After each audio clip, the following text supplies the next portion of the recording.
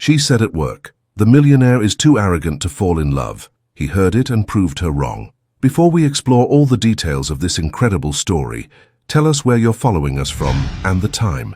Subscribe to the channel so you don't miss a thing, and let's embark on this journey together. She knew she shouldn't have said it out loud, but she did.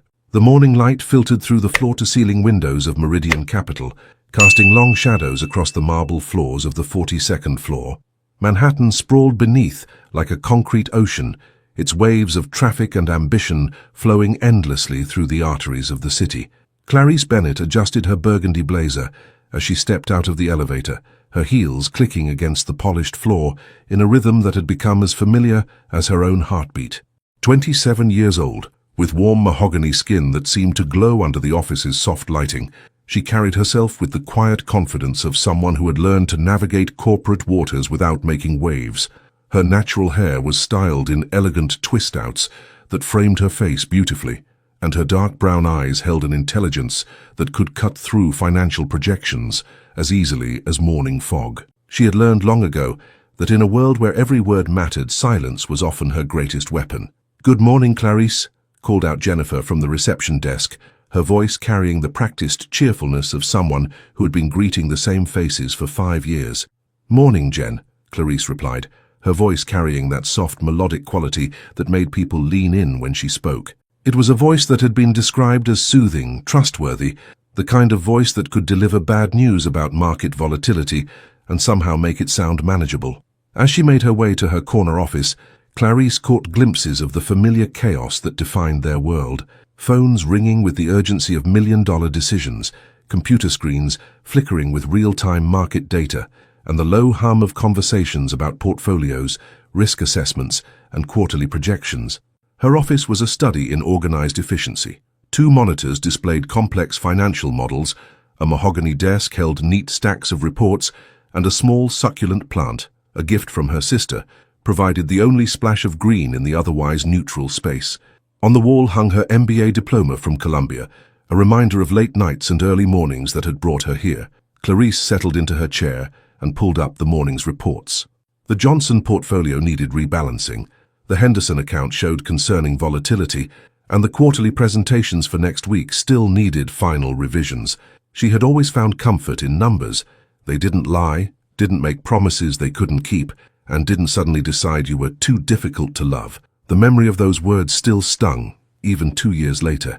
"You're beautiful, Clarice, but you're so intense, so careful about everything. It's like you're always waiting for me to hurt you." She pushed the thought away and focused on her screen. Numbers didn't judge, numbers didn't leave. At precisely 9:15 a.m., the elevator chimed, and the entire floor seemed to shift imperceptibly. Conversations grew more focused, postures straightened, and the casual Friday morning energy transformed into something sharper, more attentive. Dylan Walker had arrived. At 38, he commanded attention without asking for it. 6 feet 2 inches of controlled power, with dark hair that showed just enough silver at the temples to suggest wisdom without betraying his age. His eyes were a piercing blue-gray that seemed to assess everything and everyone with the precision of a financial algorithm. His charcoal suit was tailored to perfection, and he moved through the office with the measured confidence of someone who had never questioned his right to be in charge. Clarice watched him from her office window as he made his way across the floor. Dylan Walker was a legend in their industry, the man who had taken his father's modest investment firm and transformed it into one of Manhattan's most successful operations. He was brilliant, demanding, and utterly focused on results. He was also, according to office gossip, completely incapable of maintaining a relationship for longer than 6 months. Not that anyone dared to discuss Dylan Walker's personal life within earshot of the man himself. Their interactions had always been professional, respectful, and brief. He reviewed her work, approved her recommendations, and occasionally nodded in acknowledgement when they passed in the hallway. She had always assumed that was simply how he operated, efficient, distant, and entirely focused on the bottom line. What she didn't know was that Dylan Walker had noticed far more about Clarice Bennett than quarterly reports and portfolio management. He had noticed the way she tucked a strand of hair behind her ear when she was concentrating. He had noticed how her voice grew softer when she was explaining complex concepts to newer employees. He had noticed that she always stayed late on Fridays to help junior analysts with their weekend assignments, never asking for credit or recognition. And he had definitely noticed that she seemed to go out of her way to avoid being alone with him. As the morning progressed, Clarice lost herself in the familiar rhythm of analysis and projection. The markets were unpredictable today, but she had learned to find patterns in the chaos.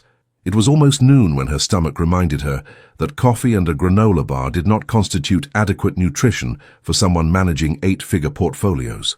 The company cafeteria occupied half of the 39th floor, with windows overlooking Central Park and a selection of healthy options that satisfied both the health-conscious and the perpetually busy. Clarice grabbed a salad and found her usual table near the window, where she could watch the tiny figures of people walking through the park below. "Mind if I join you?" Emma Rodriguez, one of the senior associates, slid into the seat across from her.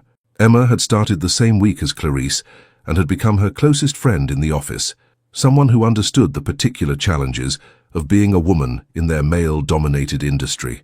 "Please do," Clarice smiled, grateful for the company. "How's the Morrison account treating you?" "Like a bad relationship that I can't quite quit," Emma laughed, taking a bite of her sandwich. "Speaking of relationships, did you see the article in Forbes about our fearless leader?" Clarice looked up from her salad. "Dylan? The one and only. Apparently he's been named one of Manhattan's most eligible bachelors." "Again." Emma shook her head with amusement. "Though I can't imagine why any woman would want to date someone so intense." "He's not that bad," Clarice said automatically, then immediately wondered why she felt the need to defend him. "Oh, please," Emma laughed. "The man is gorgeous, I'll give you that, but he's also completely emotionally unavailable. I mean, have you ever seen him smile? Like, really smile? Not that polite corporate expression, but actually smile?" Clarice considered this. "He's focused. He's arrogant," Emma countered. "Successful, brilliant, and absolutely arrogant. I bet he's never let himself feel anything real for anyone. Too busy being in control of everything." The words hung in the air between them, and Clarice found herself nodding slowly. It was true, wasn't it? Dylan Walker was the epitome of emotional control, of power without vulnerability. "You're probably right," she said, her voice carrying a hint of amusement. "He's probably too arrogant to ever really fall in love. I bet he's never let himself feel anything genuine for anyone." The words left her lips before she could stop them, spoken with the casual confidence of someone making an observation about the weather. But as the last syllable faded, Clarice became aware of a presence behind her, a stillness that seemed to shift the very air in the room. She turned slowly, her heart already beginning to race, and found herself looking directly into the blue-grey eyes of Dylan Walker. And in that moment, she realized she had just made the mistake that would change everything. The silence stretched between them like a bridge neither dared to cross. Time seemed to suspend itself in that moment. The cafeteria's usual buzz of conversation faded into white noise as Clarice stared into Dylan's penetrating blue-grey eyes. She could feel the heat rising in her cheeks, a warm flush that started at her neck and spread upward like spilled wine on silk. Emma had gone completely still beside her, her sandwich halfway to her mouth, clearly sensing the shift in atmospheric pressure that occurred whenever Dylan Walker entered a space unannounced. "Miss Bennett," Dylan said finally, his voice carrying that familiar tone of controlled authority that had commanded boardrooms and closed million-dollar deals. But there was something else there now, something Clarice couldn't quite identify. Amusement? Challenge? "Ms. Rodriguez." "Mr. Walker," Emma managed, her voice slightly higher than usual. "We were just having lunch," Dylan interrupted smoothly, his gaze never leaving Clarice's face. "As you should be." He paused, and Clarice caught the hint of something that might have been a smile playing at the corner of his mouth. "Though I couldn't help but overhear your assessment of my emotional capabilities." Clarice's mouth went dry. She had always prided herself on her professional composure, her ability to navigate difficult conversations with clients and colleagues alike. But sitting there, under Dylan's unwavering attention, she felt every carefully constructed wall of her professional persona beginning to crumble. "I apologize," she said, her voice barely above a whisper. "That was inappropriate and unprofessional." Dylan moved closer, and she caught the subtle scent of his cologne, something expensive and understated that spoke of quiet confidence rather than flashy display. He was near enough now that she could see the fine lines around his eyes, evidence of years spent analyzing markets and making decisions that affected thousands of lives. "Was it inaccurate?" he asked, his voice low enough that only she and Emma could hear. The question hung in the air like a challenge. Clarice found herself studying his face, searching for some clue about what he wanted her to say. Was this a test, a trap, or something else entirely? She began, then stopped. The honest answer was that she didn't know him well enough to make such a judgment. The professional answer was to deflect and apologize again, but something in his expression, a vulnerability so brief she might have imagined it, made her choose a different path. "I don't know you well enough to say," she replied quietly. "I made an assumption based on observation." "Observation," Dylan repeated, as if testing the word. "And what exactly have you observed, Miss Bennett?" Emma cleared her throat uncomfortably. "I should probably get back to—" "Stay," Dylan said without taking his eyes off Clarice. "I'm curious about Miss Bennett's powers of observation. Please, continue." Clarice felt trapped between honesty and self-preservation. She could feel Emma's anxious energy beside her, could sense the attention of other employees who had begun to notice their CEO's unusual presence in the cafeteria. But Dylan's gaze held her captive, demanding an answer she wasn't sure she was brave enough to give. "You're very controlled," she said finally. "Professional, focused. I've never seen you discuss anything that wasn't business-related. And from this you concluded that I'm incapable of genuine emotion." The way he said it made her feel foolish, and a spark of defensive anger flared in her chest. "Not incapable," she corrected. "Unwilling. There's a difference." Something shifted in Dylan's expression, surprise perhaps, or respect. "Interesting distinction," he murmured. "And which do you think is worse?" "I don't think either is worse," Clarice replied, her confidence growing. "Just limiting." For a moment, neither of them spoke. The cafeteria continued its normal rhythm around them, but their small corner had become an island of intensity. Emma looked like she wanted to disappear into her sandwich. Then Dylan did something completely unexpected. He smiled. Not the polite corporate expression Clarice had seen him use in meetings, but something genuine and almost boyish that transformed his entire face. "You know," he said, pulling out the empty chair beside Emma and sitting down as if this were the most natural thing in the world, "no one has called me limiting in quite some time." Clarice blinked, momentarily thrown off balance by this casual invasion of her lunch space. Dylan Walker never sat in the employee cafeteria. Dylan Walker never made small talk. Dylan Walker certainly never smiled like that at junior analysts who had just insulted him. "Most people find more diplomatic ways to express their opinions about my personality," he continued, his tone conversational. "Though I appreciate your directness." "I really should apologize again," Clarice began, but Dylan held up a hand. "Don't," he said. "I asked for your honest assessment and you gave it to me. That's refreshing." Emma finally found her voice. "Should I be documenting this conversation for HR purposes?" she asked weakly. Dylan laughed, actually laughed, and the sound was so unexpected that several people at nearby tables turned to look. "No documentation necessary, Ms. Rodriguez, though if it makes you feel better, you can tell HR that I've learned something valuable about the importance of employee feedback." He turned back to Clarice, his expression growing more serious. "You're right, you know, about the control, about the focus on business. I suppose after years of building something from nothing, those habits become entrenched." Clarice found herself leaning forward slightly, drawn in by this unexpected glimpse behind the corporate facade. "Building something from nothing. My father left me a small investment firm with 6 employees and a reputation for conservative, uninspired portfolio management," Dylan explained. "I've spent the last 15 years turning it into what it is today. That kind of transformation requires a certain level of intensity and sacrifice," Clarice added quietly. Their eyes met again, and she saw something flicker in his gaze.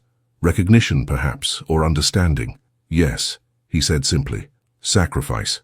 The moment stretched between them, heavy with unspoken implications.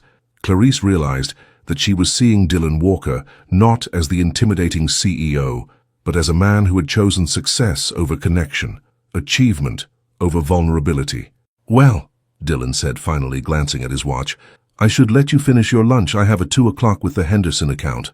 He stood, straightening his jacket, and the brief glimpse of the man behind the executive disappeared. "Ms. Bennett, Ms. Rodriguez." He had taken 3 steps toward the elevator when he stopped and turned back. "Ms. Bennett," he called out, his voice carrying across the now quiet cafeteria. "I'd like to schedule a meeting with you. Tomorrow, my office, 2 p.m. I have some questions about your recent analysis of the emerging markets portfolio." Clarice nodded, not trusting her voice. "Good," Dylan said. "And Miss Bennett?" "Yes, for what it's worth," he said, his voice just loud enough for her to hear. "Arrogance and intensity are often confused. I look forward to discussing the distinction with you tomorrow." And with that, he walked away, leaving Clarice to wonder if she had just been invited to a business meeting, or something far more dangerous. She had spent the entire night preparing for a business meeting, but nothing could have prepared her for this. The 39th floor executive suite felt different at 2 in the afternoon. The morning rush had settled into a steady hum of productivity, and the late lunch crowd had thinned, leaving behind an almost cathedral-like quiet that seemed to amplify every sound. The soft whir of the air conditioning, the distant ping of elevator arrivals, and the rapid beating of Clarice's heart as she stood before the mahogany door marked Dylan Walker, Chief Executive Officer. She had changed outfits 3 times that morning. The navy dress had seemed too formal, the grey suit too severe, and the burgundy blouse too. What? Too much like she was trying to impress him? In the end, she had settled on a classic black dress with a tailored blazer, professional, confident, and entirely appropriate for a discussion about emerging markets portfolios. At least, that's what she kept telling herself. Clarice raised her hand to knock, then hesitated. Through the frosted glass panel beside the door, she could see Dylan's silhouette moving around his office. He was on the phone, his voice too muted to make out words, but carrying that familiar tone of authority that could make grown men in $1,000 suits reconsider their investment strategies. She had worked in this building for 3 years, but she had only been in Dylan's office twice before, once during her initial interview, and once for a brief presentation about the Asian markets that had lasted exactly 12 minutes. Both times she had been focused entirely on the business at hand, barely registering the details of his personal space. Now, waiting outside his door, she found herself curious about what his office revealed about the man behind the executive facade. "Miss Bennett?" The voice came from behind her. Clarice turned to find Margaret Hewitt, Dylan's executive assistant, approaching with an armload of files and the slightly harried expression of someone managing the schedule of a very important, very demanding man. "Mr. Walker is just finishing up a call with London," Margaret said, her smile warm despite the obvious stress of her position. "He should be ready for you in just a moment." "Thank you," Clarice replied, noticing how Margaret's voice carried genuine affection when she spoke about Dylan. After 15 years as his assistant, Margaret had become something of a legend herself, the woman who could get Dylan Walker on the phone when heads of state couldn't, who remembered the birthdays of his business partner's children, and who somehow managed to humanize one of Manhattan's most intimidating executives. "He's been looking forward to this meeting," Margaret added, and something in her tone made Clarice look at her more carefully. "Has he?" Margaret's smile became slightly conspiratorial. "In 15 years, I've never seen him personally request a meeting about emerging markets analysis. Usually he delegates that sort of thing to department heads." She paused, studying Clarice with the shrewd eyes of someone who had spent decades reading people. Must be some analysis. Before Clarice could respond, Dylan's door opened and he appeared in the doorway. Today he wore a charcoal grey suit that looked like it had been tailored specifically for his tall, athletic frame, and his silver-touched hair was slightly disheveled, as if he had been running his fingers through it during his phone call. "Miss Bennett," he said, and she caught something in his voice. Not quite nervousness, but perhaps anticipation. "Please, come in." Dylan's office was a study in controlled elegance. Floor-to-ceiling windows offered a breathtaking view of Central Park, while the walls were lined with understated artwork that spoke of good taste rather than ostentatious wealth. His desk was a massive piece of dark wood that managed to look both imposing and inviting, and the seating area near the windows featured 2 leather chairs positioned to take advantage of the natural light. But what surprised Clarice most were the personal touches she hadn't noticed during her previous brief visits. A photograph of a golden retriever sat on his desk next to his computer monitors. A well-worn copy of Marcus Aurelius's Meditations rested on the coffee table between the chairs, and on the bookshelf behind his desk, between volumes on financial theory and market analysis, she spotted what appeared to be a collection of poetry. "Poetry?" she asked before she could stop herself. Dylan followed her gaze, and something that might have been embarrassment flickered across his features. "Neruda," he said simply. "I find that business tends to drain the beauty out of language. Poetry restores it." The admission was so unexpected, so human, that Clarice felt another piece of her preconceptions about Dylan Walker crumble away. The intimidating CEO, read love poetry in his spare time. "Please, sit," Dylan said, gesturing toward the chairs by the window. "Can I offer you coffee?" "Water." "Coffee would be good," Clarice replied, settling into one of the leather chairs and trying to ignore how the afternoon light streaming through the windows seemed to highlight the strong line of Dylan's jaw as he moved to a small coffee station in the corner of his office. "How do you take it?" he asked, and she was struck by the domesticity of the question, the way it suggested an intimacy that went beyond professional courtesy. "Black," she said. "No sugar." "Like your opinions," Dylan replied, and she caught the hint of a smile in his voice, direct and uncompromising. He returned with 2 steaming mugs and settled into the chair across from her. For a moment, they sat in comfortable silence, sipping their coffee and watching the late afternoon light paint shadows across Central Park. "You wanted to discuss the emerging markets analysis," Clarice said finally, though she suspected that wasn't the real reason for this meeting. "I did," Dylan agreed, setting down his mug. "Your recommendations for the Southeast Asian portfolios were insightful, particularly your analysis of the renewable energy sector." They spent 20 minutes discussing investment strategies, risk assessments, and market projections. Clarice found herself relaxing as they talked, impressed by Dylan's grasp of complex economic concepts and his willingness to consider alternative approaches to traditional investment models.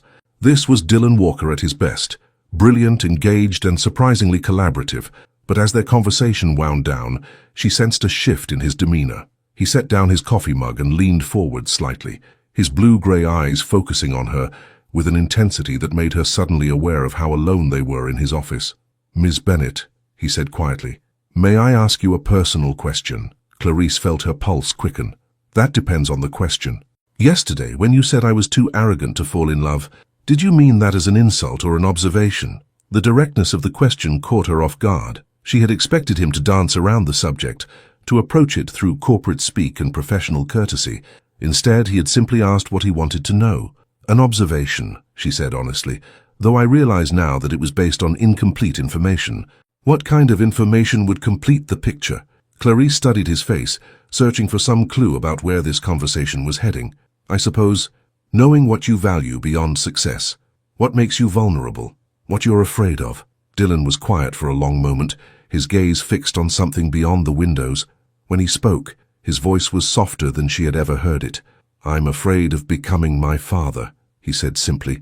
He was brilliant, successful, respected. He was also alone. He built something impressive and left behind nothing but business associates and a son who barely knew him.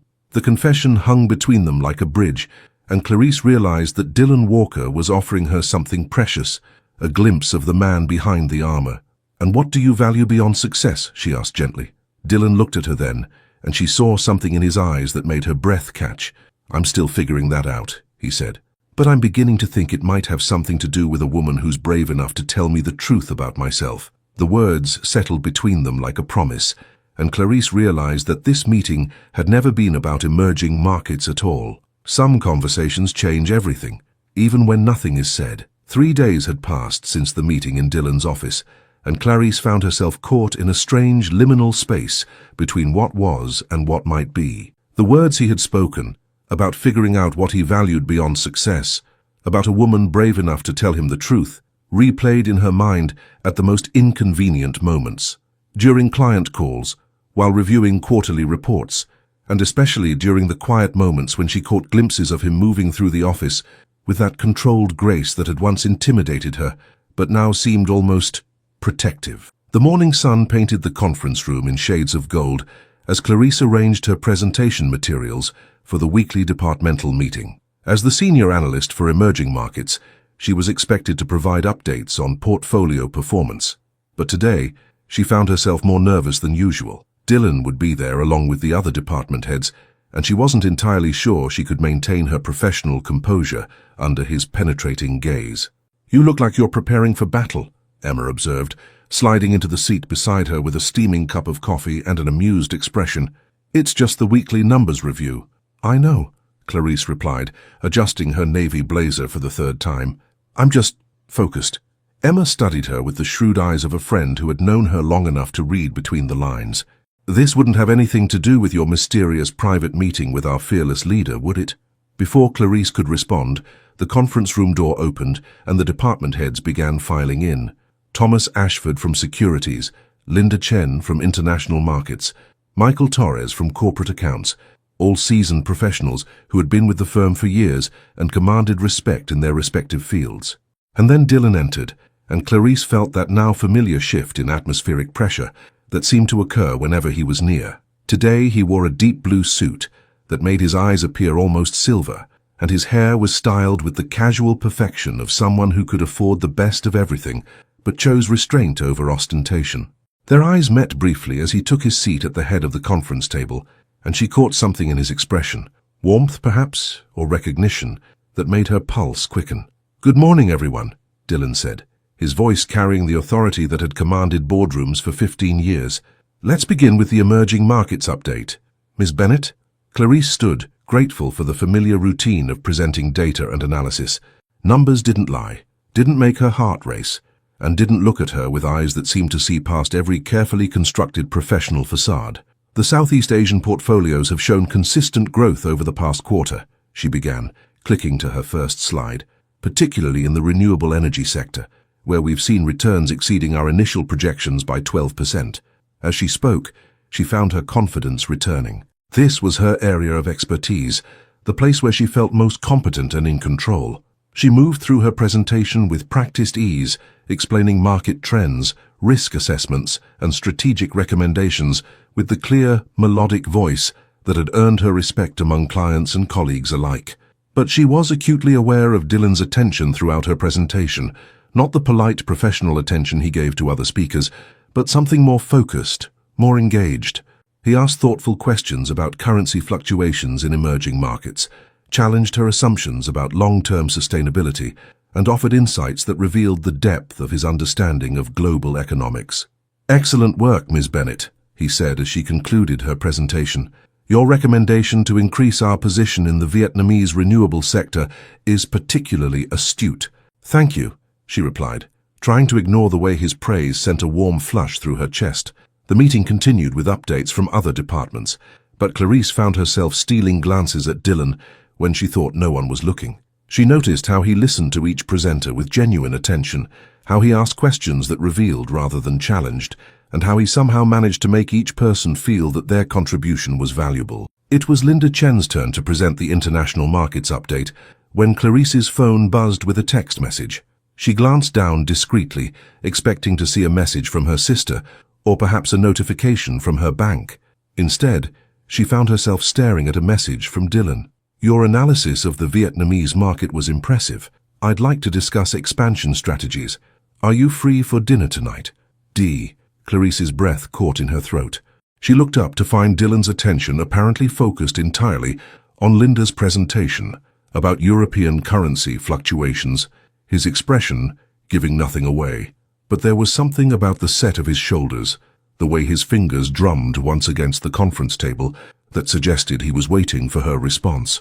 She looked around the conference room, acutely aware of her colleagues, of the professional environment, of the invisible lines between appropriate and inappropriate workplace behavior. Emma was taking notes on Linda's presentation. Thomas was checking his phone. Michael was staring out the window at the Manhattan skyline. No one was paying attention to her internal crisis.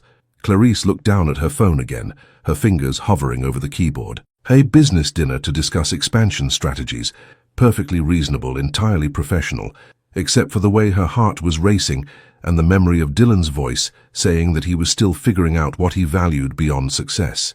She typed her response carefully. "Yes, I'm available to discuss the Vietnamese expansion. What time?" His reply came within seconds. 7 o'clock. Il Bernardin. I'll make the reservation. Il Bernardin. One of the most exclusive restaurants in Manhattan, known for its exquisite seafood and intimate atmosphere. Definitely not the kind of place where one typically discussed quarterly projections and market analysis. Clarice deleted her initial response 3 times before settling on, "I'll be there." The rest of the meeting passed in a blur of market updates and strategic planning, but Clarice was only half listening. Her mind was occupied with the implications of dinner at Il Bernardin, with the question of what exactly Dylan Walker was asking of her, and with the terrifying realization that she wanted to find out. As the meeting concluded and people began gathering their materials, Dylan stood and addressed the room. Excellent work, everyone. I'd like to see individual department reports by Friday, and don't forget that we have the Henderson presentation next week. He paused, his gaze sweeping the room before settling briefly on Clarice. Ms. Bennett, could I see you for a moment? Emma shot her a questioning look as the conference room emptied, leaving Clarice and Dylan alone among the scattered papers and empty coffee cups. About tonight, Dylan said once the door had closed behind the last departing colleague. I hope you understand that this is complicated. Clarice found herself stepping closer, drawn by the uncertainty in his voice. Complicated how? I don't typically mix business with... He paused, searching for the right word. With anything else. Neither do I, she replied quietly. And yet, here we are, Dylan said, his blue-grey eyes holding hers with an intensity that made the rest of the world seem to fade away.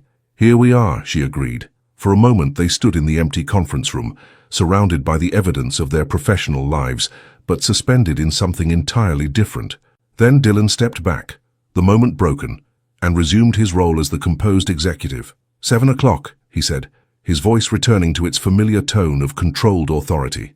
7 o'clock, Clarice confirmed. As she watched him leave the conference room, Clarice realized that she was about to cross a line from which there might be no return. She had dressed for a business dinner, but her heart was prepared for something else entirely. Il Bernardin occupied a corner of West 51st Street, like a quiet promise of elegance in a city that never stopped shouting. At 7 o'clock on a Thursday evening, the restaurant hummed with the subdued conversations of Manhattan's elite, business deals discussed over champagne, anniversaries celebrated with precision-crafted cuisine, and the occasional quiet drama of lives lived at the intersection of power and desire. Clarice stood before the floor-length mirror in her apartment, adjusting the neckline of her burgundy silk dress for the 5th time. She had chosen it carefully, sophisticated enough for Il Bernardin, professional enough to maintain the pretense that this was a business dinner, but feminine enough to acknowledge that something had shifted between her and Dylan Walker that had nothing to do with Vietnamese market expansion. Her reflection showed a woman who looked confident and composed, but Clarice could see the uncertainty in her own dark eyes. She had been in relationships before, serious ones, casual ones, and everything in between, but she had never found herself having dinner with her boss, a man who commanded respect from some of the most powerful people in Manhattan, a man who read poetry and apparently thought she was brave enough to tell him the truth about himself. The cab ride to the restaurant passed in a blur of city lights and nervous anticipation. Clarice found herself rehearsing conversation topics, safe, professional subjects like market trends and risk assessment, while simultaneously wondering what it would feel like to have Dylan look at her across a candlelit table, not as an employee, but as a woman. Il Bernardin's interior was a study in understated luxury. Soft lighting, pristine white tablecloths, and the subtle sounds of fine dining created an atmosphere that whispered rather than proclaimed its exclusivity. The maître d', a distinguished man with silver hair and the bearing of someone who had spent decades managing the dining experiences of very important people, greeted her with professional warmth. Ms. Bennett, I presume? Mr. Walker is already seated. Please, follow me. Dylan had chosen a corner table that offered both privacy and a view of the restaurant's elegant dining room. He stood as she approached, and Clarice felt that familiar shift in her pulse as she took in his appearance. He had changed from his business suit into a charcoal blazer and dark slacks that somehow made him look both more relaxed and more sophisticated. Without the armor of his executive attire, he seemed more approachable, more human. You look beautiful, he said simply, and the genuine appreciation in his voice made her cheeks warm. Thank you, she replied, allowing him to help her with her chair. This is lovely. I've never been here before. I thought it might be nice to get away from the office environment, Dylan said, settling back into his seat. Sometimes it's easier to have real conversations when you're not surrounded by quarterly reports and market projections. The waiter appeared with practiced discretion, and Dylan ordered a bottle of wine after consulting briefly with Clarice about her preferences. She found herself impressed by his consideration. He didn't assume what she might like, didn't order for her without asking, but took the lead in a way that felt protective rather than controlling. So, Dylan said once they were alone again, tell me something about yourself that isn't in your personnel file. Clarice laughed, surprised by the directness of the question. That's quite an opening. I've read your resume, seen your work, heard your opinions about my emotional availability, Dylan replied, his eyes twinkling with humor. But I realize I don't know much about Clarice Bennett, the person. She considered the question, swirling the wine in her glass as she thought about what parts of herself she was willing to share. I wanted to be a teacher when I was younger, she said finally. Elementary school. I love the idea of helping children discover that learning could be exciting. What changed your mind? Reality, Clarice replied with a rueful smile. Student loans, family expectations, and the realization that I had a gift for understanding how money moves through the world. My parents sacrificed a lot to put me through school. Finance felt like a way to honor that sacrifice while building something stable. Dylan nodded thoughtfully. Do you ever regret the choice? Sometimes, she admitted, especially when I see how excited kids get about simple things. There's something pure about that kind of enthusiasm that you don't often find in corporate finance. No, Dylan agreed quietly. You don't. Their appetizers arrived, delicate preparations that were as much art as food, and their conversation flowed with surprising ease. Dylan talked about his father's business, about the pressure of living up to expectations while trying to forge his own path. Clarice found herself sharing stories about her family, about growing up with a mother who worked 2 jobs to support her education and a father who taught her that intelligence was her most valuable asset. You mentioned yesterday that you're afraid of becoming your father, Clarice said, as they waited for their main courses. What was he like? Dylan's expression grew thoughtful. Brilliant, demanding, absolutely devoted to building something that would last. He paused, turning his wine glass slowly between his fingers. He died when I was 25, and I realized that, despite working for him for 3 years, I barely knew him as a person. He was always my boss first, my father second. And you don't want to be that kind of person? I don't want to be the kind of person who builds an empire but leaves behind no real connections, Dylan replied. Success without meaning feels hollow. The vulnerability in his voice made Clarice's chest tighten. What would meaning look like to you? Dylan looked at her then, and she felt the full force of his attention like a physical thing. I'm still figuring that out, he said softly. But I think it has something to do with being known, really known, not just as a CEO or a business leader, but as a man. The words hung between them like a confession, and Clarice realized that this conversation had moved far beyond the bounds of professional courtesy. They were in territory that was intimate, dangerous, and utterly compelling. That's terrifying, she said quietly. Yes, Dylan agreed. It is.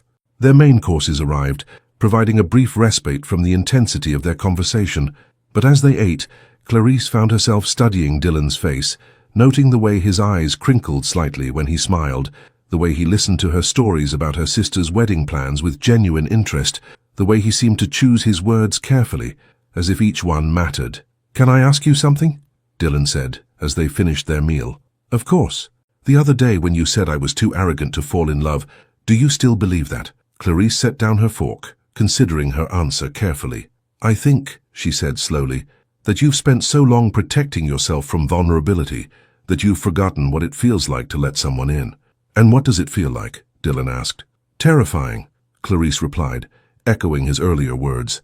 And wonderful, and completely out of your control. Dylan smiled then, a genuine expression that transformed his entire face. You know, he said, I'm beginning to think that might not be such a bad thing. The waiter appeared to clear their plates and offer dessert, but Dylan shook his head. Just coffee, please, he said, then looked at Clarice. Unless you'd like something sweet. Coffee is perfect, she replied, though she was thinking that the sweetness she craved had nothing to do with dessert. As they waited for their coffee, Dylan reached across the table and gently touched her hand. The contact was brief, barely more than a brush of fingers, but it sent electricity racing through her entire body. Clarice, he said quietly, I need you to know that tonight, this conversation, it's not something I do. I don't mix business with personal relationships. I don't have dinners like this with employees.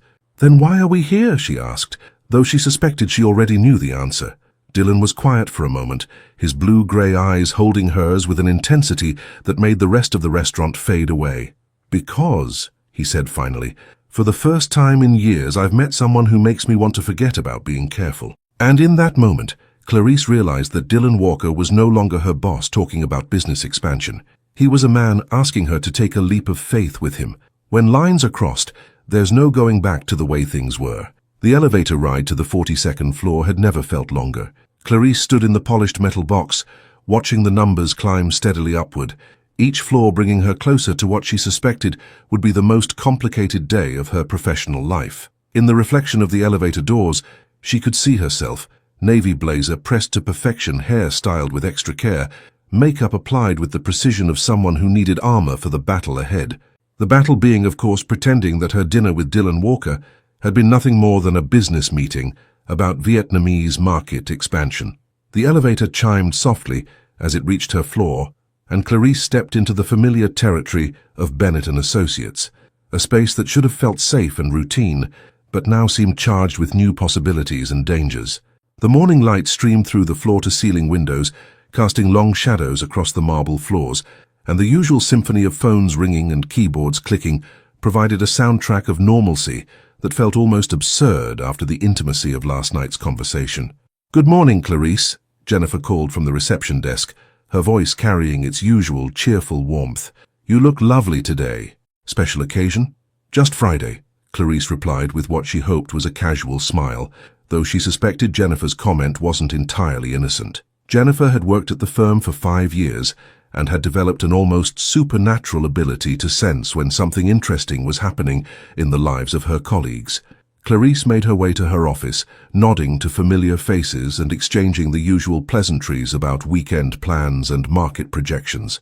Everything appeared normal on the surface, but she felt hyper-aware of every interaction, every glance, every casual comment that might suggest her colleagues suspected something had shifted in her relationship with their CEO. Her office felt like a sanctuary when she finally closed the door behind her. Clarice settled into her chair and pulled up her computer, determined to lose herself in the familiar routine of financial analysis and market reports. She had 3 client calls scheduled for the morning, a presentation to prepare for Monday's board meeting, and a stack of quarterly reports that needed her review. Normal work, safe work, work that had nothing to do with blue-gray eyes and confessions about wanting to forget about being careful. She had managed to review exactly 2 reports when her phone buzzed with a text message. "Dylan." Clarice stared at his name on her screen for a long moment before opening the message. "Good morning. I hope you slept well. Thank you for last night, both the conversation and your honesty. I'd like to continue our discussion about the Vietnamese expansion. Are you free for lunch? D." She read the message 3 times, analyzing each word for hidden meaning. On the surface, it was perfectly professional, a follow-up to a business dinner, a request for further discussion about investment strategies. But the phrase, "thank you for your honesty," suggested he was referring to more than her analysis of emerging markets. Clarice typed and deleted her response 4 times before settling on, "Good morning. Lunch would be fine to discuss the expansion plans." "What time?" His reply came within minutes. 12:30. There's a small cafe called Sage on 47th Street, quieter than the office cafeteria. She was still staring at her phone when a knock on her office door made her look up. Emma stood in the doorway with a cup of coffee and the slightly predatory expression of someone who sensed gossip in the air. "So," Emma said, closing the door behind her and settling into the chair across from Clarice's desk. "How was your evening? You left the office early yesterday, which is unusual for you." "I had a dinner meeting," Clarice replied carefully, "about the Vietnamese portfolio." Emma's eyebrows rose. "A dinner meeting? How very thorough of you. Anyone I know?" Before Clarice could respond, Emma's eyes widened as the pieces fell into place. "Oh my God," she whispered. "You had dinner with Dylan Walker." "It was a business meeting," Clarice said quickly, though she could feel heat rising in her cheeks. "A business meeting at 7 o'clock at night." Emma leaned forward, her voice dropping to a conspiratorial whisper. "Clarice, please tell me you're not falling for our emotionally unavailable CEO." The accuracy of Emma's assessment made Clarice's stomach clench. "It's not like that," she said, though even as the words left her mouth, she knew they weren't entirely true. "What's it like then?" Emma asked gently. "Because you have that look." "What look?" "The look women get when they're trying to convince themselves that spending time with an attractive, powerful man is purely professional when it's obviously anything but." Before Clarice could respond, her office phone rang. She glanced at the caller ID and felt her pulse quicken. Dylan's extension. "I should take this," she said to Emma, who nodded and mouthed, "We'll talk later," before slipping out of the office. "Clarice Bennett," she answered, proud that her voice sounded steady and professional. "Miss Bennett." Dylan's voice was equally formal, though she caught something warmer underneath the corporate tone. I have a question about your analysis of the renewable energy sector in Southeast Asia. Do you have a moment to discuss it? Of course, Clarice replied, settling back in her chair. I've been thinking about your recommendations for diversifying our Vietnamese holdings, Dylan continued, and she realized he was genuinely discussing business, not simply creating a pretext for personal conversation.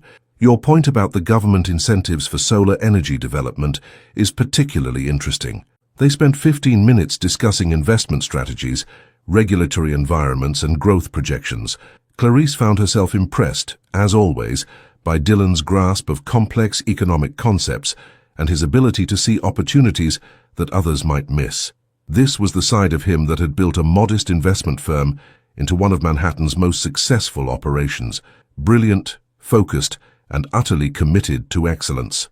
But even as they discussed portfolio allocation and risk assessment, Clarice was acutely aware of the undercurrent of intimacy that hadn't existed in their professional conversations before last night. The way Dylan said her name, the pauses between his words, the way their discussion seemed to carry the weight of everything they hadn't said over dinner at Il Bernardin. I think your recommendation to increase our position in the solar sector is sound, Dylan said finally. I'd like to move forward with it. I'll prepare the necessary documentation, Clarice replied. Good. And Clarice? Yes? About lunch today. I want you to know that I understand the complexity of our situation. I don't want you to feel pressured or uncomfortable. The consideration in his voice made her chest tighten. I don't feel pressured, she said quietly. Good, Dylan replied, because the last thing I want is to make your work environment difficult. After he hung up, Clarice sat in her office staring out at the Manhattan skyline, trying to process the careful balance Dylan was maintaining between personal interest and professional respect. He was giving her space to choose, making it clear that her comfort and career were more important to him than his own desires. The realization made her feelings for him even more complicated.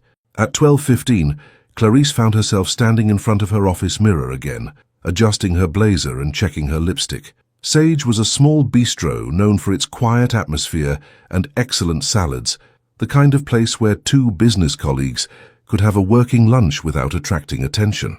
The kind of place where a woman could have lunch with a man who was making her question everything she thought she knew about love and risk and the careful boundaries she had built around her heart. As she gathered her purse and headed for the elevator, Clarice caught sight of Dylan through his office window. He was standing at his desk, reviewing documents, but there was something about his posture, a tension in his shoulders, a stillness in his movements, that suggested he was as aware of the significance of this lunch as she was, and as the elevator doors closed, carrying her toward what felt like another point of no return, Clarice wondered if she was brave enough to want what Dylan Walker seemed to be offering. Sometimes the most dangerous conversations happen in the safest places.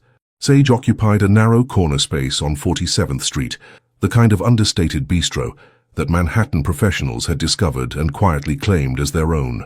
With its exposed brick walls, mismatched vintage chairs, and soft jazz playing just loud enough to provide privacy without overwhelming conversation, it was the perfect place for discussions that needed to remain off the official record. Clarice arrived precisely at 12:30, her punctuality a habit born from years of client meetings and board presentations. Dylan was already there, seated at a corner table that offered both discretion and a clear view of the restaurant's modest dining room. He had chosen well. The table was far enough from others to ensure privacy, but visible enough to maintain the appearance of a professional lunch meeting. He stood as she approached, and she noticed he had loosened his tie slightly, rolled up his sleeves to reveal strong forearms, and somehow managed to look both more relaxed and more attractive than he did in the formal confines of the office. The transformation was subtle but striking. This was Dylan Walker off duty, the man rather than the executive. "Thank you for coming," he said, helping her with her chair. "I ordered us some sparkling water, but please, order whatever you'd like." "This is lovely," Clarice replied, settling into her seat and taking in the restaurant's warm atmosphere. "I've walked past this place dozens of times but never stopped in." "I discovered it about 6 months ago," Dylan said, returning to his seat. "Sometimes I need somewhere to think that isn't surrounded by quarterly reports and market projections." Their server appeared, a young woman with short auburn hair and the efficient friendliness of someone who understood the rhythms of business lunches. They ordered quickly, a Mediterranean salad for Clarice, grilled salmon for Dylan, and the kind of light, healthy fare that allowed for conversation without distraction. "So, Dylan said once they were alone again. The Vietnamese expansion. For a moment, Clarice thought he was genuinely going to maintain the pretense that this lunch was purely about business. Then she saw the slight smile playing at the corner of his mouth and realized he was testing the waters, giving her the opportunity to keep things professional if she chose. The Vietnamese expansion, she repeated, her own smile answering his. Though I suspect we both know that's not really why we're here. Dylan's expression grew more serious. No, he agreed quietly. It's not. They sat in silence for a moment, the weight of unspoken truth settling between them like a third presence at their table.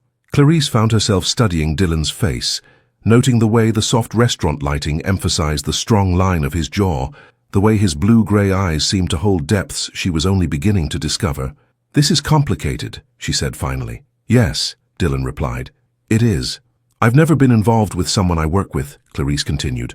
I've always believed it was a line that shouldn't be crossed. So have I, Dylan said.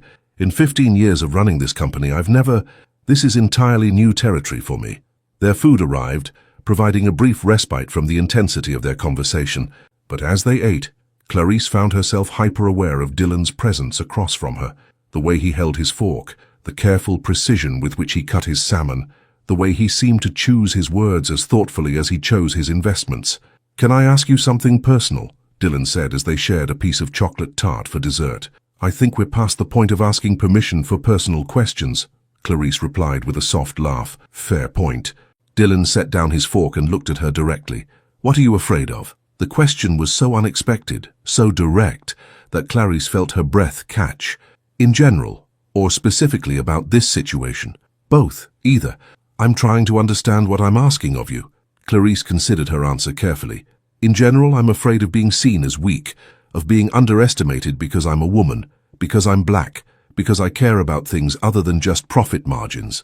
She paused, then continued more quietly. Specifically about this situation, I'm afraid of losing myself in someone else's life, of becoming the kind of woman who defines herself by her relationship rather than her own accomplishments. Dylan nodded slowly. Those are reasonable fears. What about you? Clarice asked.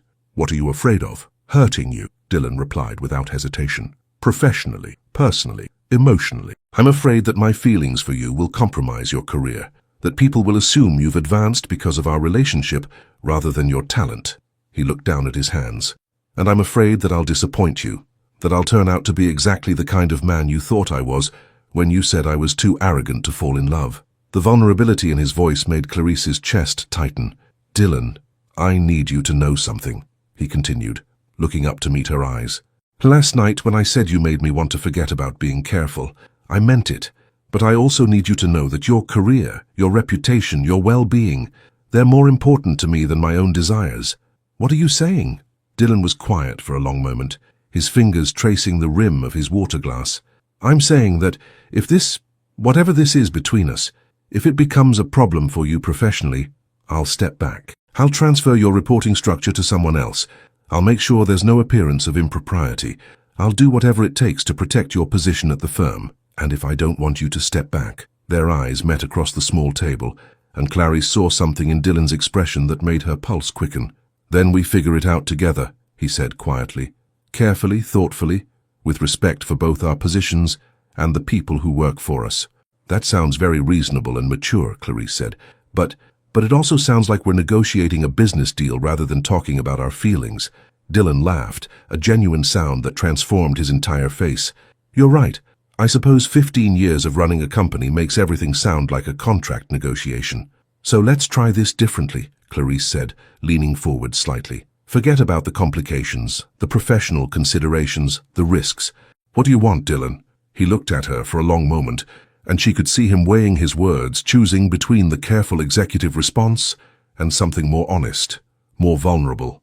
I want to know what makes you laugh when you think no one is listening, he said finally. I want to understand why you chose finance over teaching and whether you ever regret that choice. I want to know what you dream about, what keeps you awake at night, what makes you feel alive. He paused, his voice growing softer. I want to be the person you trust with your fears and your hopes, and all the parts of yourself that you keep hidden behind that professional composure. The words settled between them like a confession, and Clarice felt something shift in her chest. A wall crumbling, a door opening, a decision being made without her conscious participation. "That's a lot to want," she said quietly. "Yes," Dylan agreed. "It is. And what if I want the same things? What if I want to know the man behind the CEO, the person who reads Neruda and worries about becoming his father?" "Then I think," Dylan said, reaching across the table to gently touch her hand, "we're about to make things very complicated." Their fingers intertwined naturally, and Clarice felt the warmth of his touch spread through her entire body. It was such a simple gesture, holding hands across a restaurant table, but it felt like a declaration, a promise, a point of no return. "Clarice," Dylan said, his thumb tracing small circles across her knuckles, "I need you to be sure about this. Once we cross this line, there's no going back to the way things were between us." She looked at their joined hands, then up into his blue-gray eyes, and realized that she had already made her choice. Maybe she had made it the moment he overheard her comment in the cafeteria, or during their conversation in his office, or over dinner at Il Bernardin. The decision had been building for days, growing stronger with each glimpse of the man behind the executive facade. "I know," she said quietly, "and I'm sure." But even as she spoke the words, neither of them could have predicted the storm that was about to test everything they thought they knew about love, trust, and the price of crossing carefully drawn lines. Sometimes the things we don't say cause more damage than the things we do. Monday morning arrived with the kind of grey, oppressive sky that made Manhattan look like a city painted in shades of concrete and shadow. Clarice stood at her office window, watching the rain streak down the glass in patterns that reminded her of tears, and tried to shake the feeling that something was about to go very wrong. The weekend had been a revelation. She and Dylan had met for coffee on Saturday morning, a casual encounter that had stretched into lunch, then an afternoon walk through Central Park, then dinner at a small Italian restaurant in the village, where they had talked until the servers began stacking chairs on empty tables. For the first time since her last relationship had ended in painful accusations about being too difficult to love, Clarice had felt completely understood, completely seen.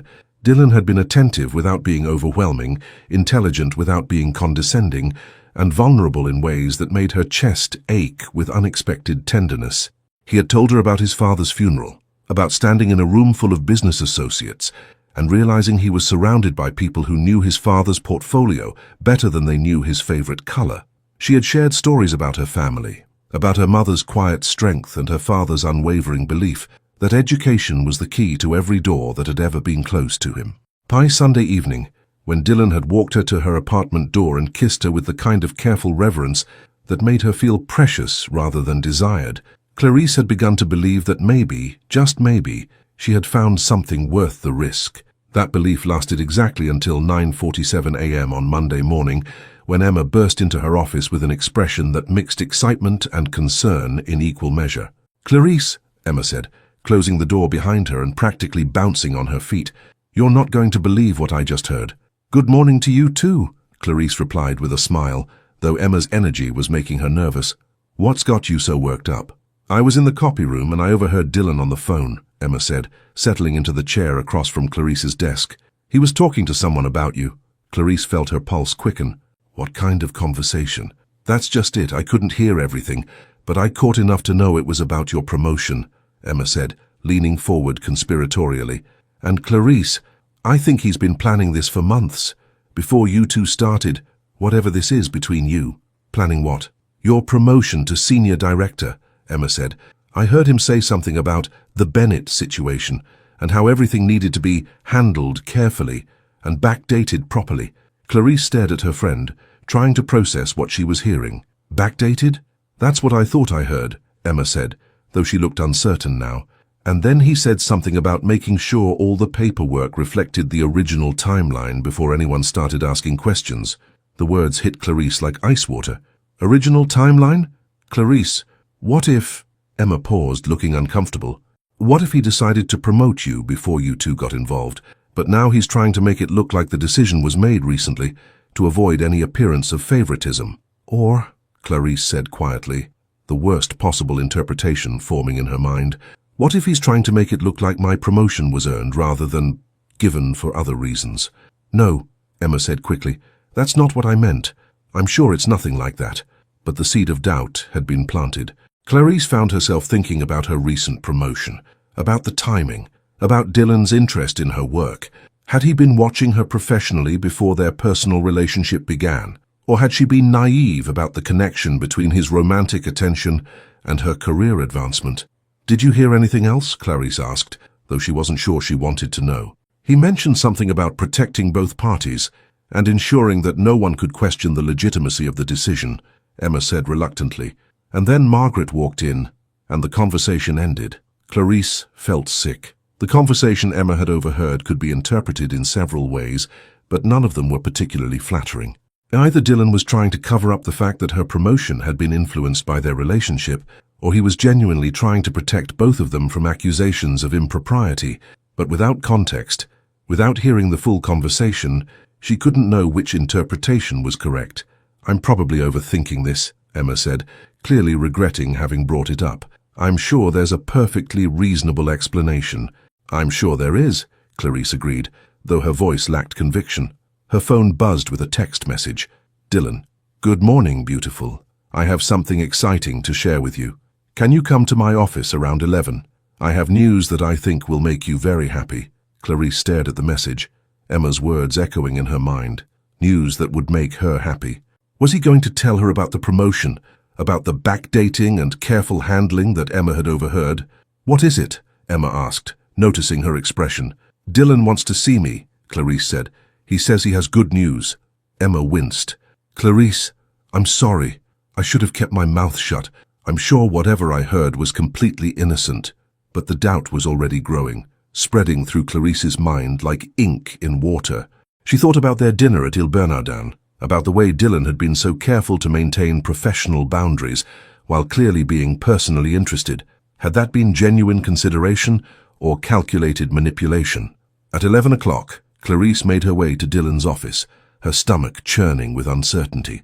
Margaret greeted her with her usual warm smile, but Clarice found herself wondering if Margaret knew about the phone conversation, about the careful handling of her situation.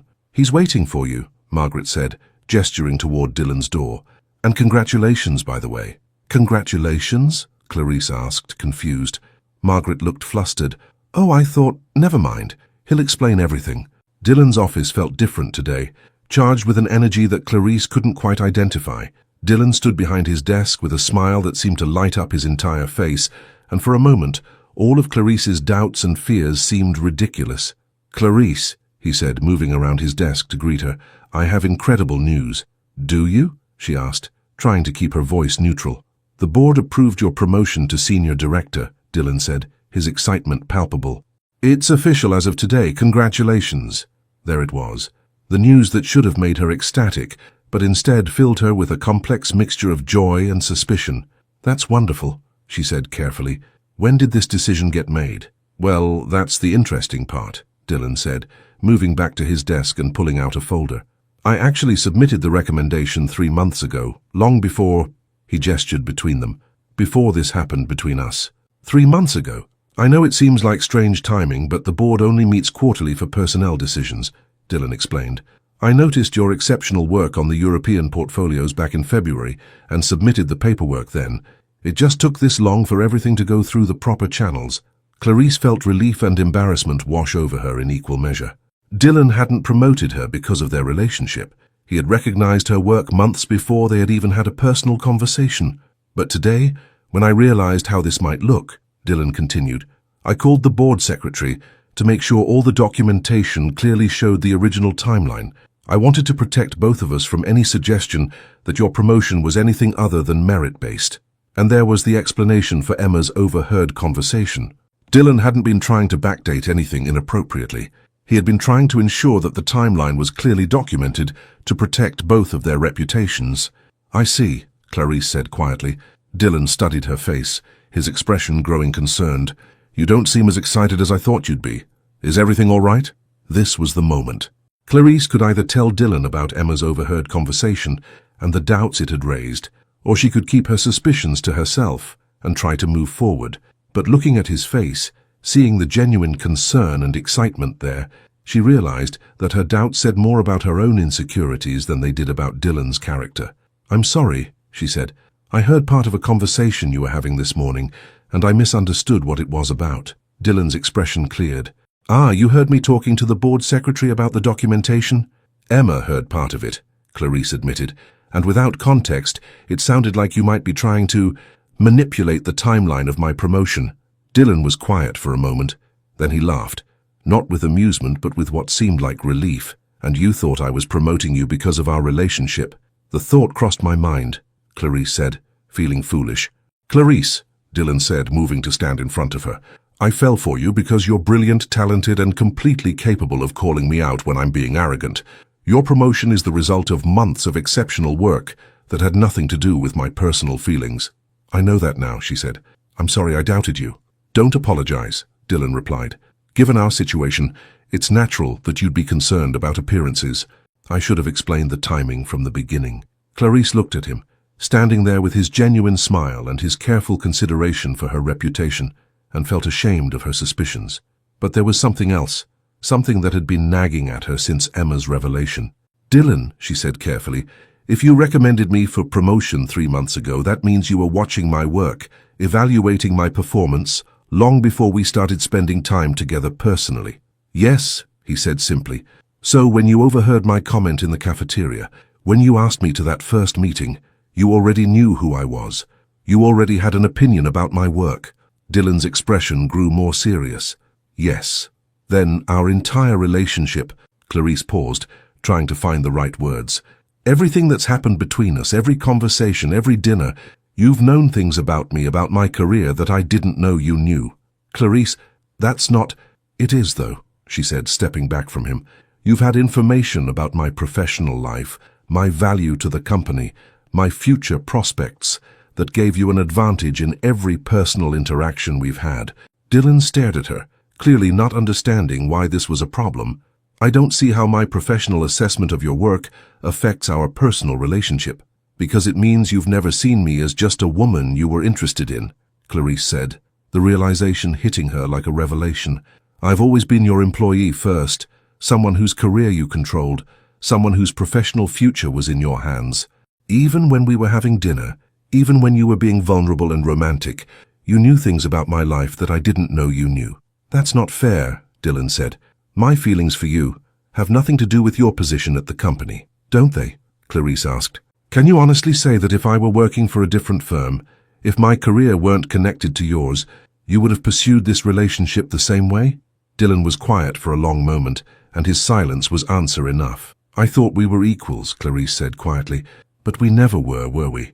Sometimes the hardest conversations are the ones that matter most." The days that followed felt like walking through quicksand.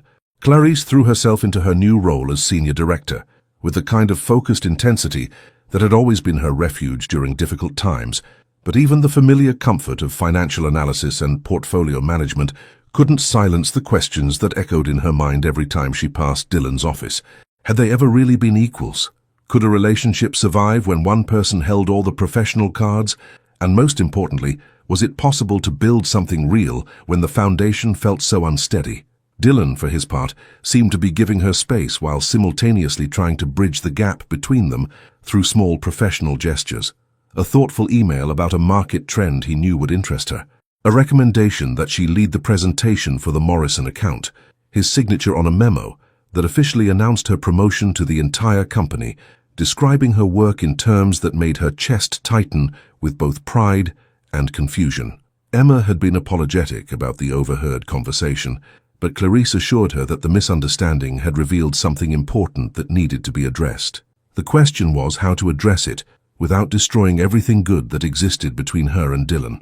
By Wednesday afternoon, Clarice found herself standing outside Dylan's office at 6:30, when most of the staff had gone home, and the 42nd floor was quiet except for the soft hum of computers and the distant sound of traffic far below. She had been working late, reviewing quarterly projections, when she noticed the lights still on in Dylan's office and realized that they couldn't continue dancing around each other indefinitely. Margaret's desk was empty, her computer dark, and Clarice could see Dylan through his office window, jacket removed, sleeves rolled up, bent over a stack of documents with the kind of intense concentration she had always found attractive. He looked tired, she realized. There were shadows under his eyes that hadn't been there the weekend before, and his usually perfect hair was disheveled, as if he had been running his fingers through it.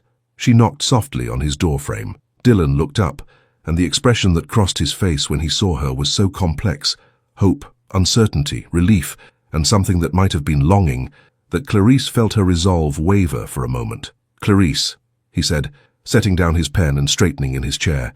"Come in, please." She stepped into his office and closed the door behind her, suddenly acutely aware of how different this felt from their previous private conversations. The easy intimacy was gone, replaced by a careful politeness that made her heart ache. "I thought we should talk," she said, settling into one of the chairs across from his desk. "About what happened Monday." "I've been hoping you'd say that," Dylan replied, moving to the chair beside her, rather than staying behind his desk. "I've been trying to figure out how to fix this, and I keep coming back to the same conclusion, which is that you were right," Dylan said simply. "About the imbalance, about me having information and advantages that you didn't know I had, about the relationship never really being between equals." Clarice had expected him to defend himself, to explain away her concerns, and his immediate acknowledgement caught her off guard. "You think I was right?" "I think you were absolutely right," Dylan said, leaning forward slightly. "And I think I've been so focused on protecting you and protecting us that I never stopped to consider how my protection might feel like manipulation from your perspective." "It doesn't feel like manipulation," Clarice said carefully. "It feels like you've been playing a game where you knew all the rules, and I only knew some of them." Dylan was quiet for a moment, his blue-gray eyes focused on something beyond the windows. "Can I tell you something about why I noticed your work in the first place? Please. It wasn't because you were a woman, or because I found you attractive, or because I was looking for someone to promote for political reasons," Dylan said. "It was because you wrote an analysis of the emerging markets that completely contradicted my own assessment, and you were right." Clarice looked at him in surprise. "I contradicted you?" "The Asian renewable energy sector," Dylan continued. "You recommended increasing our position when every indicator suggested we should be pulling back. I thought you were wrong. I was prepared to override your recommendation. But you didn't." "No, I didn't, because something about your reasoning made me hesitate long enough to do more research," Dylan said, a small smile playing at the corner of his mouth. "And I discovered that you had identified a trend that I had completely missed. Your insight saved the company approximately $12 million. "I never knew that," Clarice said quietly. "That's when I started paying attention to your work," Dylan continued. "Not because I was interested in you personally, but because you had demonstrated a level of analytical thinking that impressed me. The promotion recommendation came from that professional respect, long before I had any personal feelings for you. So when you overheard my comment in the cafeteria, I was already planning to find opportunities to work with you more closely," Dylan admitted. "Your comment about me being too arrogant to fall in love just gave me an excuse to start a conversation I had been wanting to have anyway." Clarice felt something shift in her chest, a loosening of the tight knot of doubt that had been sitting there since Monday. "Why didn't you tell me this before?" "Because I was trying to keep our professional and personal lives separate," Dylan said. "I thought if you knew that I had been watching your work, evaluating your performance, it would complicate our personal relationship. Instead, not knowing complicated it even more." "Yes," Dylan agreed. "I was trying to protect you from exactly the kind of doubts you ended up having anyway." They sat in silence for a moment, the late afternoon light casting long shadows across Dylan's office.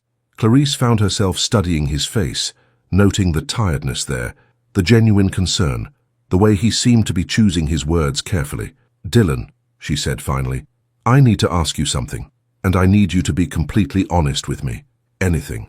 If I worked for a different company, if we had met at a coffee shop or a bookstore or anywhere that wasn't here, would you have been interested in me?" Dylan's answer came without hesitation. "Yes, absolutely yes." "How can you be so sure?" "Because the things that attracted me to you have nothing to do with your job," Dylan said, his voice growing softer. "The way you listen when people talk, really listen, as if what they're saying matters. The way you laugh at unexpected moments.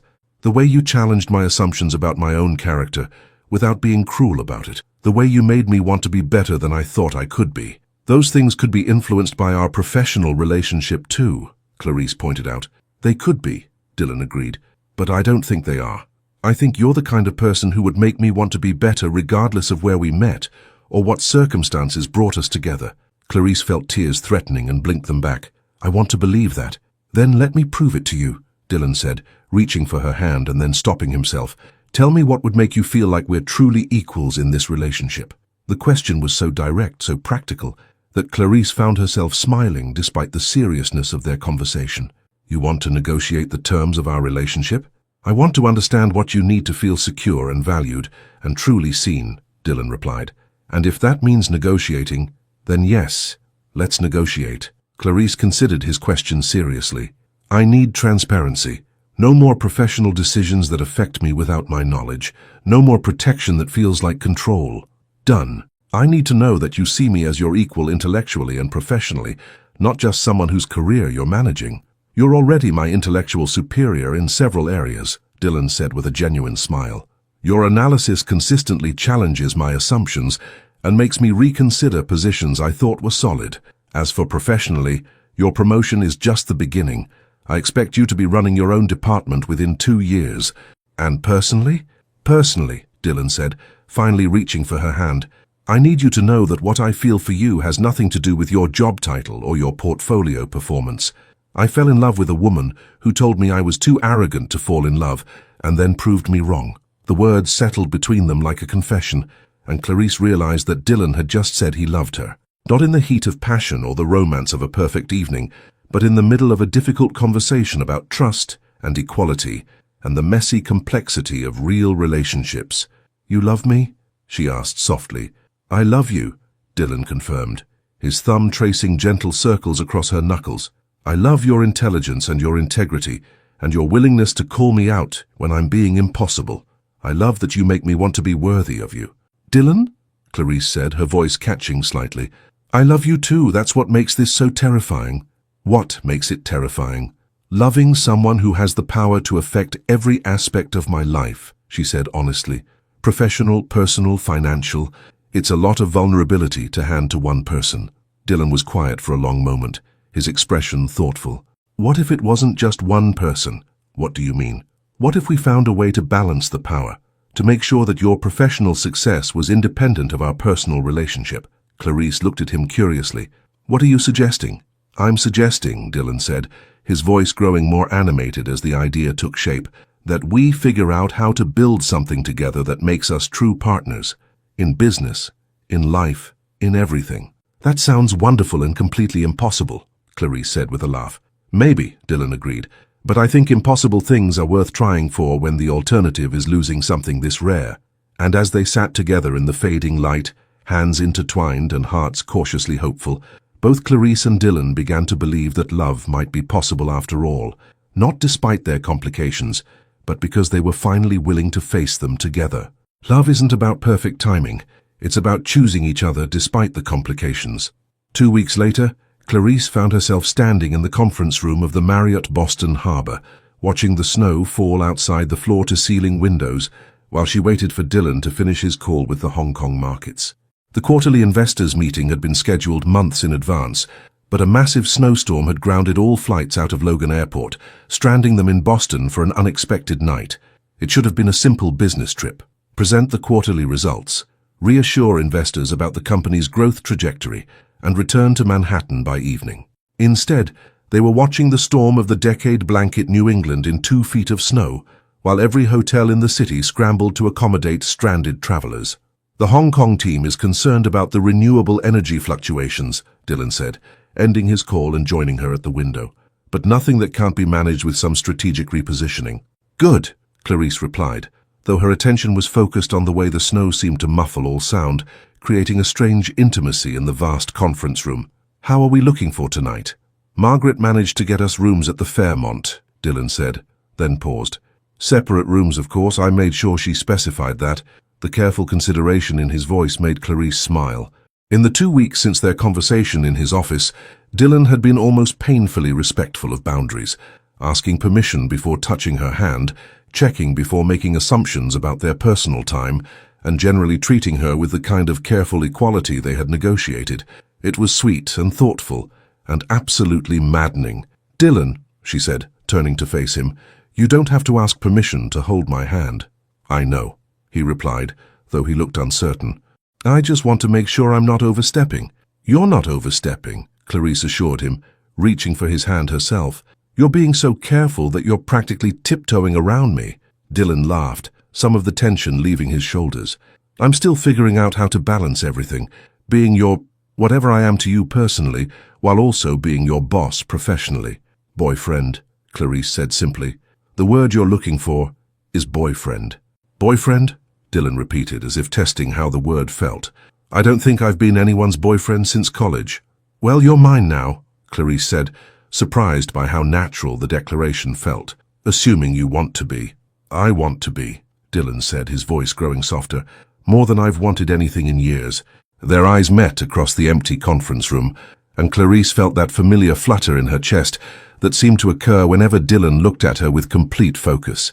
The afternoon light, filtering through the snow, created an almost ethereal atmosphere, and she found herself thinking that there were worse places to be stranded than in Boston with a man who read poetry and made her feel like the most interesting person in the world.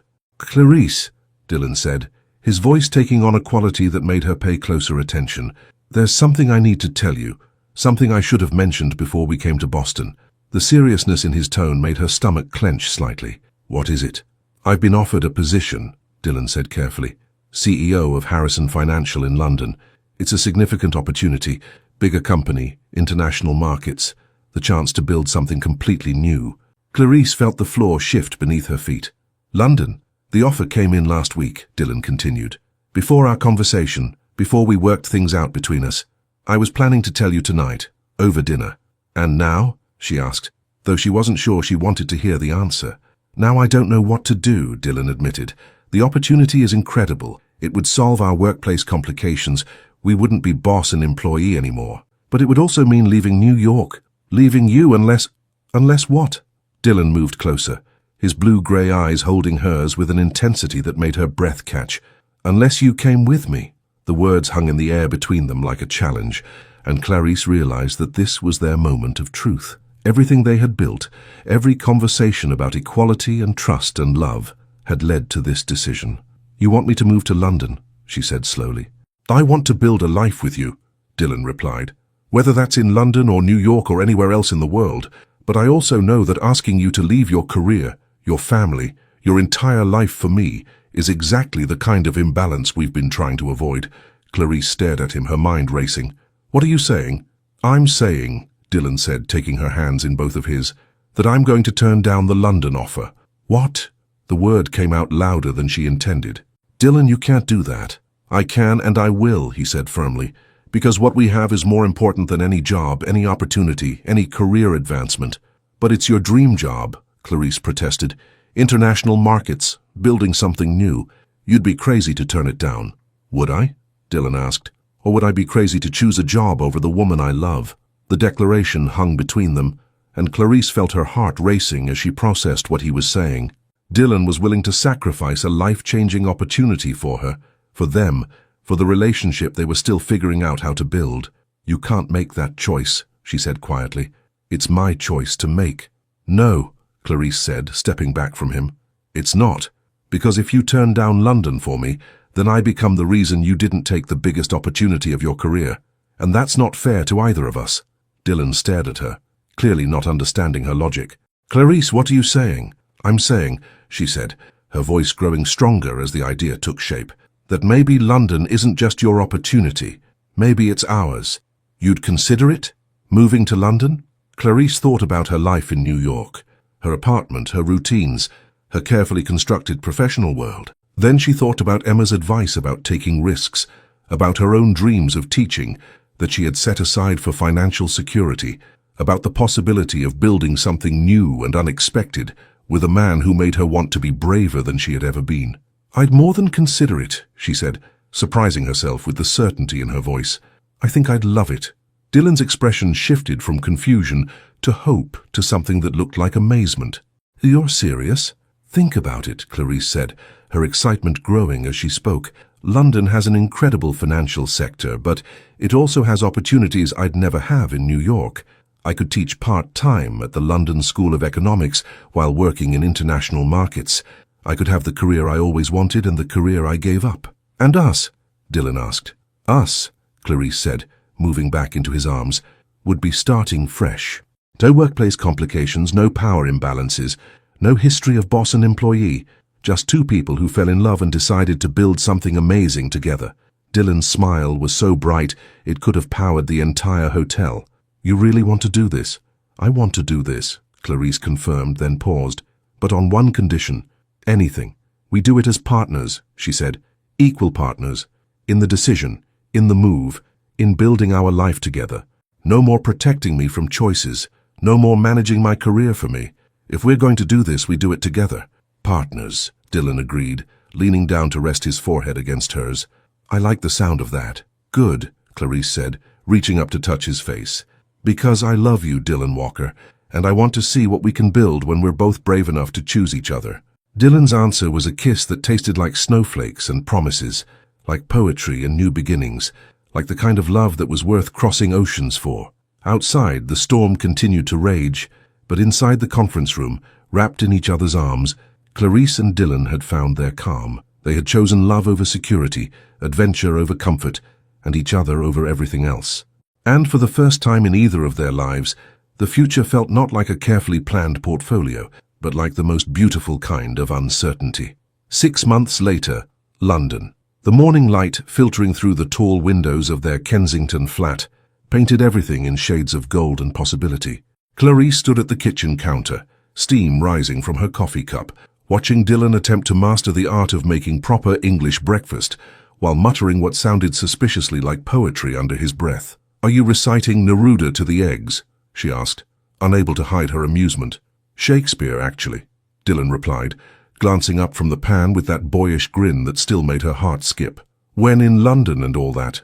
"How very culturally adaptive of you," Clarice said, moving to stand beside him. Even after 6 months, the simple domesticity of their shared mornings felt like a small miracle. The way he always made enough coffee for both of them, the way she had claimed the spot by the window for her morning reading, the way they had learned to navigate each other's routines with the kind of easy intimacy she had never thought possible. Through the window, she could see the London skyline stretching toward the Thames, a city that had become home faster than she had ever imagined possible. Her position at the London School of Economics had turned out to be everything she had hoped for and more, the perfect balance of academic challenge and practical application that made her feel like she was finally using all parts of herself. "Nervous about today?" Dylan asked, sliding perfectly cooked eggs onto their plates with the kind of precision he brought to everything. "Excited," Clarice corrected, settling at their small dining table with its view of the garden below. "Though I still can't believe they want me to keynote the International Finance Conference." "I can believe it," Dylan said, joining her with his own plate. "Your paper on emerging market sustainability has been cited by half the financial institutions in Europe. You're becoming quite the authority on international investment ethics." The pride in his voice made her chest warm. In the months since they had moved to London, Dylan had watched her career flourish with the kind of genuine excitement that told her she had been right to trust him with her dreams.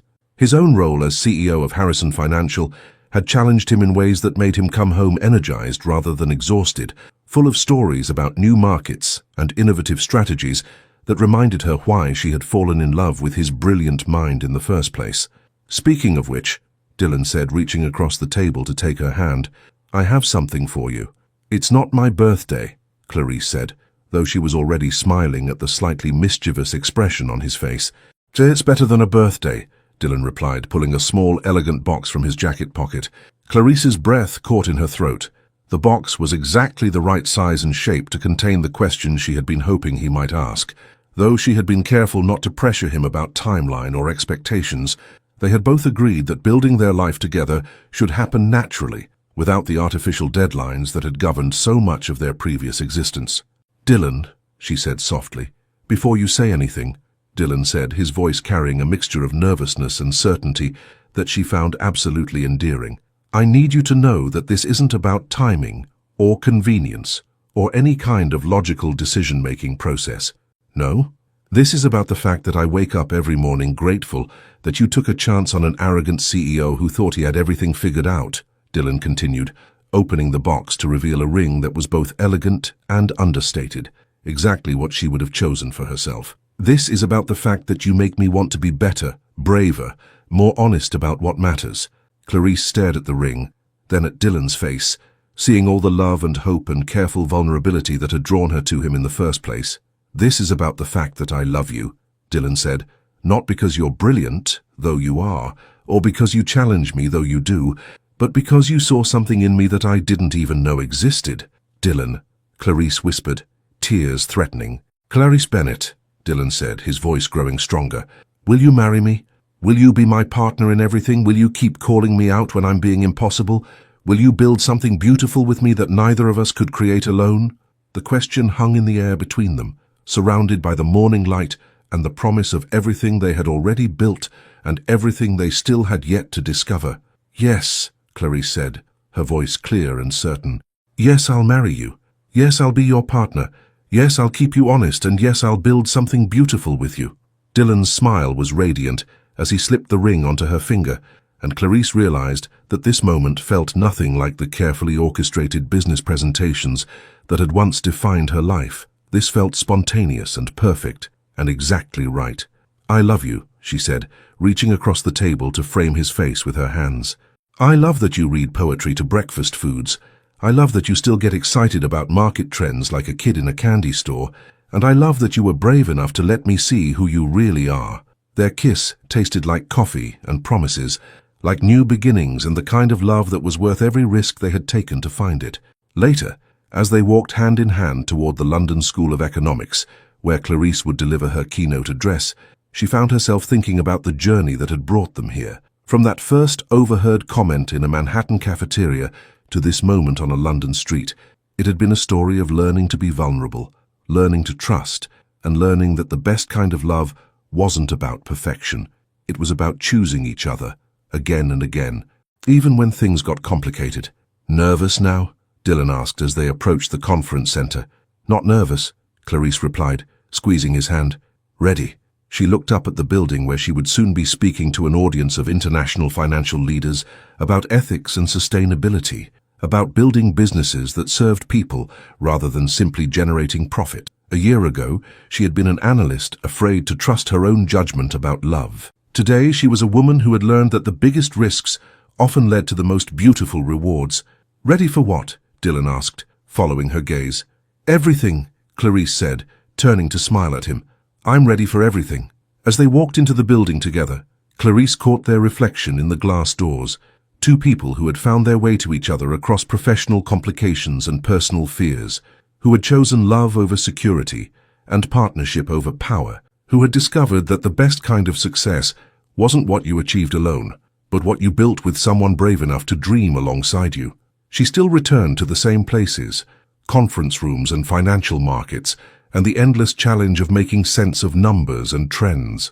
But this time she carried with her the knowledge that she was exactly where she belonged, with exactly the right person, building exactly the kind of life that made every difficult conversation and every leap of faith worthwhile. Love isn't about finding someone perfect.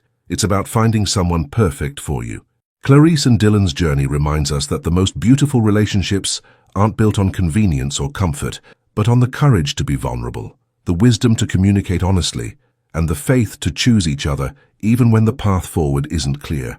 Sometimes the greatest risk is not taking one at all. Would you have been brave enough to take the same leap? What does this story teach you about taking risks for love? Your participation means a lot to the channel. Please share your thoughts in the comments. Thank you so much for watching until the end. If you enjoyed this story, don't forget to subscribe to the channel, leave a like and comment your thoughts. Your participation is very important to us. See you next time.